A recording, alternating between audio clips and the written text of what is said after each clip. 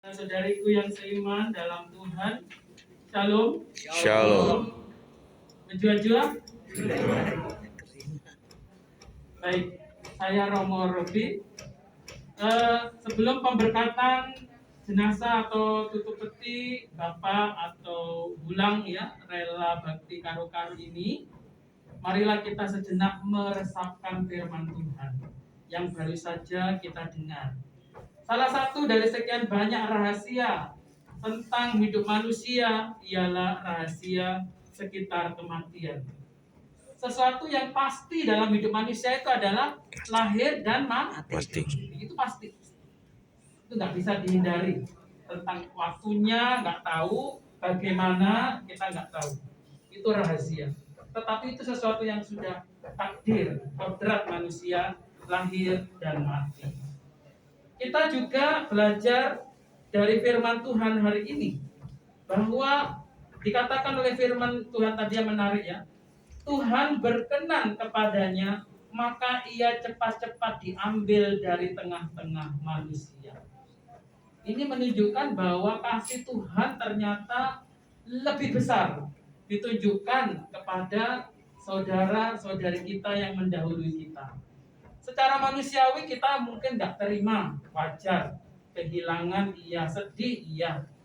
Pasti semua orang nggak mau kehilangan, apapun siapapun yang dia cintai. Tetapi kalau kita menyimak dengan baik firman Tuhan, bahwa ternyata Tuhan jauh mengasihi beliau daripada kita. Karena inilah saya kira rahasia Tuhan sendiri. Kasih Tuhan dinyatakan kepada hambanya. Jadi hidup orang yang jujur, hidup orang yang tak bercela itu bernilai di mata Tuhan. Bukan karena kekayaan, bukan karena jabatan, bukan karena banyak relasi.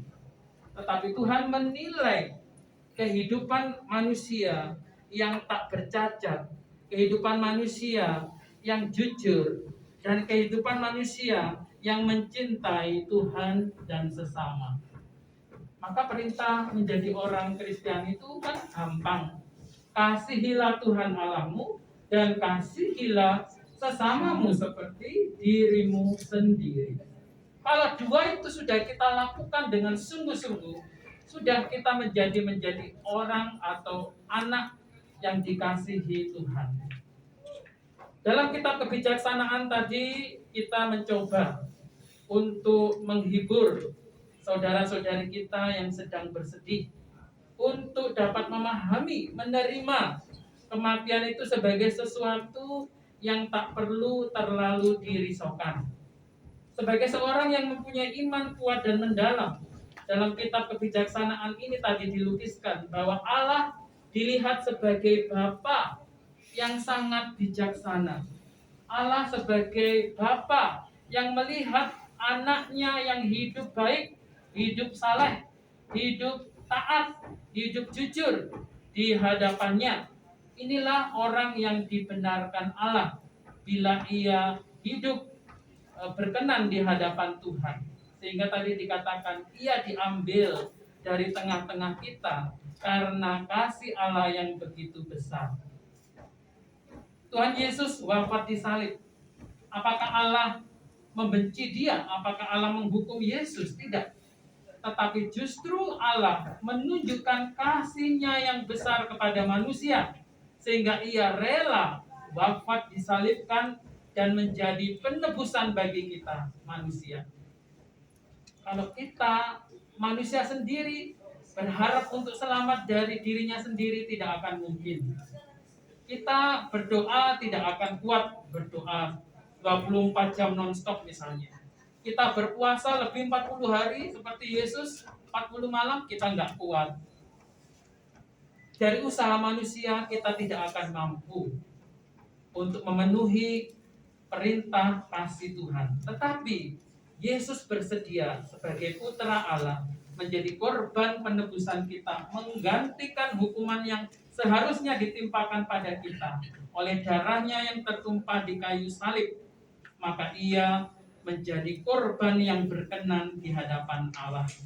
Maka dalam Ekaristi kan dikatakan, inilah tubuhku yang diserahkan bagimu. Inilah diri Yesus sepenuhnya diserahkan kepada kita. Inilah darahku yang ditumpahkan bagimu demi pengampunan dosa. Jadi penumpahan darah Yesus di salib tidak sia-sia. Karena itu ada korban penebusan dosa-dosa yang tidak bisa ditebus oleh manusia sendiri. Manusia sendiri tidak akan mampu menebus dosanya sendiri. Hanya Allah sendiri yang menjadi manusia dan wafat di salib. Itulah yang mampu menebus dosa manusia. Meninggalnya seorang beriman adalah kehendak Allah, dan kehendak Allah itu adalah demi kebahagiaan manusia itu sendiri. Kalau secara manusiawi, Bapak sudah lama sakit, ya, menderita pastinya.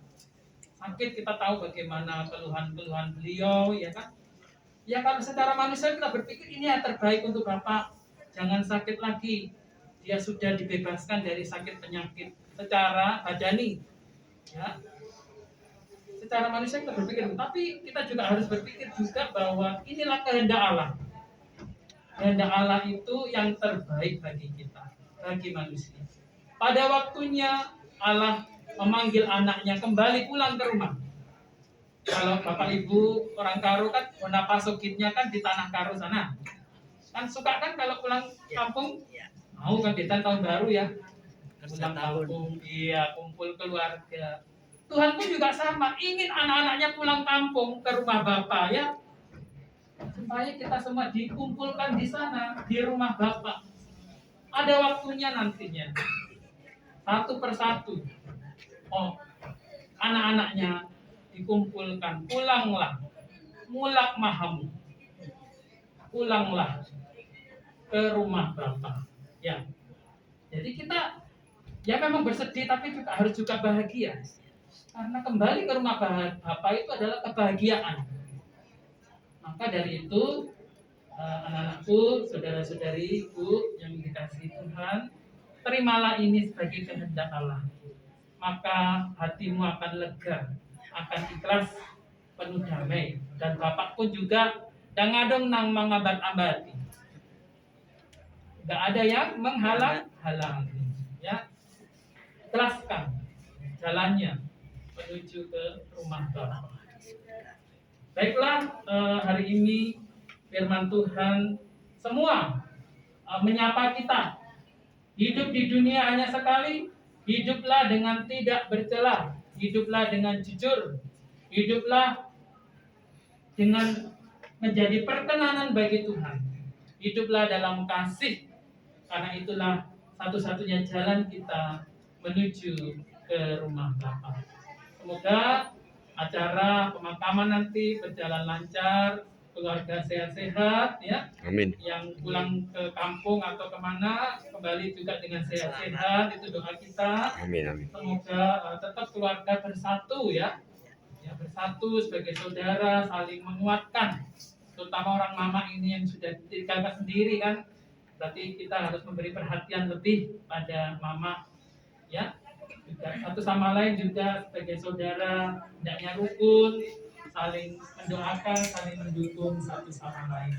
Tuhan Yesus memberkati. Amin.